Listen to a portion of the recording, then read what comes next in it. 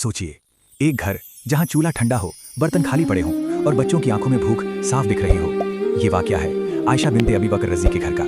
एक दिन दरवाजे पर दस्तक हुई, दरवाजा खोला गया। सामने एक गरीब औरत खड़ी थी, उसके साथ उसकी दो छोटी बेटियां थीं। उन बच्चों के कपड़े पुराने थे, चेहरे सूखे हुए, आंखों में उम्मीद और भूख दोनों साफ झलक रहे थे। वो माँ कुछ कह भी नहीं पा रही थी, बस उसकी आंखें ही उसकी मजबूरी बयान कर रही थी। घर के अंदर देखा गया, खाने के नाम पर बस एक छोटी सी रोटी थी, इतनी छोटी कि शायद एक इंसान का पेट भी ना भरे। लेकिन आयशा बिन्ते अबी बकर रजी ने बिना एक पल सोचे वो पूरी रोटी उस औरत को दे दी। असली इम्तिहान अब शुरू हुआ। उस औरत ने रोटी अपने हाथ में ली, उसने अपनी दोनों बेटियों को देखा, उनकी भूख, उनकी बेबसी।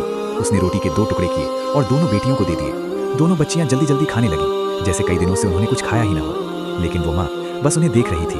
उसकी आंखों में आंसू थे, लेकिन चेहरे पर मुस्कान थी। दिल में दर्द था, लेकिन सब्र भी था। उसने अपने हिस्से की रोटी भी अपनी बेटियों को दे दी और खुद भूखी रह गई।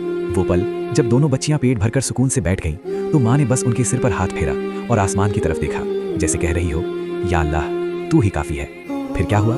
जब ये वाकया मोहम्मद सल्लल्लाहु अलैहि वसल्लम तक पहुंचा, तो आपने फरमाया, जिसने अपनी जरूरत के बावजूद दूसरों को दिया, अल्लाह ने उसके लिए जन्नत को वाजिब कर दिया।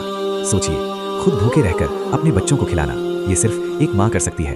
कभी कभी हमारे पास बहुत कुछ होता है, लेकिन हम देने से डरते हैं। और कभी किसी के पास कुछ भी नहीं होता, फिर भी वो सब कुछ दे देता है। यही इस्लाम है, जहाँ देने वाला कभी गरीब नहीं होता और सब्र करने वाला कभी हारता नहीं।